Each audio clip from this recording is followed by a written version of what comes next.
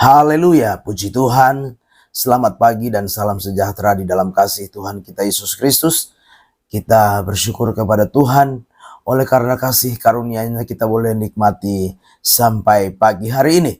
Pagi yang baik ini mari kita menyediakan hati kita untuk bersama-sama mendengarkan firman Tuhan. Mari kita berdoa. Bapa di dalam surga, terima kasih. Pagi hari ini kami mau bersama-sama mendengarkan firman-Mu. Mendasari seluruh aktivitas kami di sepanjang hari ini. Berkati kami semua ya Tuhan. Dalam nama Tuhan kami Yesus Kristus kami berdoa. Haleluya. Amin. Puji Tuhan. Pagi hari ini tema firman Tuhan bagi kita sekalian yaitu sikap menantikan kedatangan Tuhan. Sekali lagi, sikap menantikan kedatangan Tuhan. Mari kita membaca firman Tuhan di dalam Kisah Para Rasul, pasal yang pertama ayat yang ke-11. Kisah 1 ayat yang ke-11, demikian firman Tuhan. Dan berkata kepada mereka, hai orang-orang Galilea, mengapakah kamu berdiri melihat ke langit?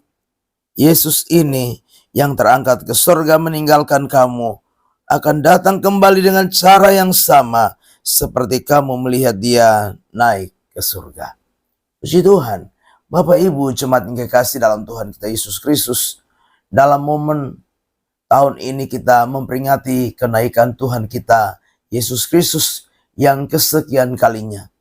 Lewat pembacaan firman Tuhan ini menyadarkan kita bahwa tidak sebatas kita memperingati kenaikan Tuhan kita Yesus Kristus ke surga. Kita percaya di dalam iman bahwa dia sudah naik ke surga. Firman Allah berkata dia naik untuk menyediakan tempat bagi saudara dan saya. Dan saatnya nanti dia akan kembali untuk menjemput setiap kita. Untuk membawa setiap kita ada bersama-sama dengan dia di dalam kekekalan. Nah, murid-murid ketika menyaksikan kenaikan Tuhan Yesus Kristus ke surga, dua orang yang berpakaian putih itu menyampaikan kepada murid-murid bahwa Yesus akan datang kembali dengan cara yang sama. Dia akan kembali. Sebagai orang-orang yang percaya kepada Tuhan, mari pagi hari ini kita mau menyadari bahwa di satu sisi kita memperingati kenaikan Tuhan, tapi ingat bahwa dia akan kembali. Datang dalam dunia ini. Kembali kali yang kedua untuk apa? Untuk menjemput orang-orang yang percaya kepadanya. Di samping itu, dia juga akan bertindak sebagai hakim yang adil. Yang akan menghakimi dunia ini. Nah, itulah sebabnya sebagai orang-orang yang percaya kepada Tuhan, dalam menantikan kedatangan Kristus kali yang kedua, mari kita mau menggunakan setiap kesempatan yang Tuhan karuniakan dalam hidup kita. Kesempatan untuk melaksanakan tugas dan panggilan gereja di tengah-tengah dunia ini. Tugas dan panggilan gereja itu ada 3. Yaitu panggilan persekutuan yang disebut dengan koinonia. Panggilan melayani yang disebut dengan diakonia. Panggilan untuk bersaksi yang disebut dengan marturia. 3 tugas dan panggilan gereja ini harus kita lakukan di dalam kehidupan kita. Sebagai orang-orang percaya, kesempatan-kesempatan yang masih Tuhan karuniakan bagi kita. Mari kita mau bersekutu. Bersekutu dengan sesama. Bersekutu dengan Tuhan. Mari kita mau setelah bersekutu melayani. Melayani dengan segala tugas tanggung jawab, talenta yang Tuhan karuniakan bagi kita. Dan mari bersaksi. Bersaksi tentang Injil Kristus.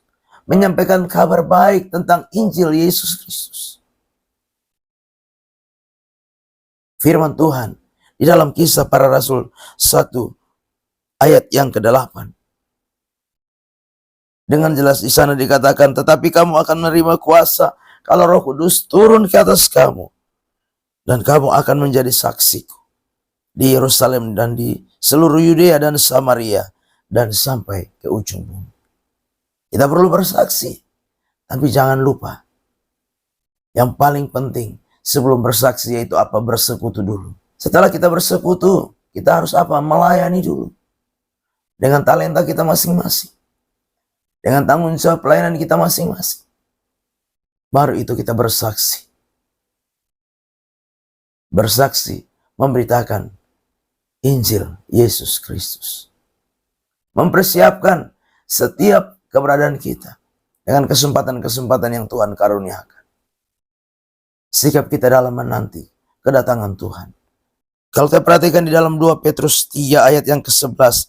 Jadi jika semua ini akan hancur secara demikian, betapa suci dan salehnya kamu harus hidup. Kita menggunakan kesempatan itu yang ada ini untuk hidup di dalam kesalehan, hidup di dalam kesucian, hidup di dalam kekudusan. Karena kita yang apa? Menanti kedatangan Tuhan.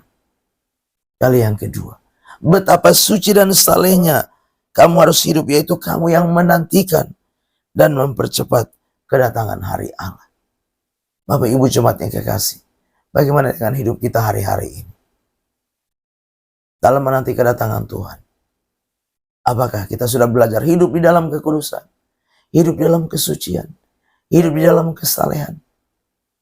Mari belajar. Hari Tuhan adalah hari yang besar, hari yang mulia, hari yang kudus. Itu sebabnya mari belajar dalam mempersiapkan diri, hidup dalam kekudusan, hidup di dalam kesucian, kesalehan, dalam menantikan kedatangan Tuhan. Amin. Kita berdoa. Bapa di dalam surga, terima kasih. Kami sudah dengar firman Tuhan. Biarlah firman itu jadi rema, jadi berkat, jadi kekuatan di dalam kehidupan kami. Kami serahkan seluruh hidup kami sepanjang hari ini.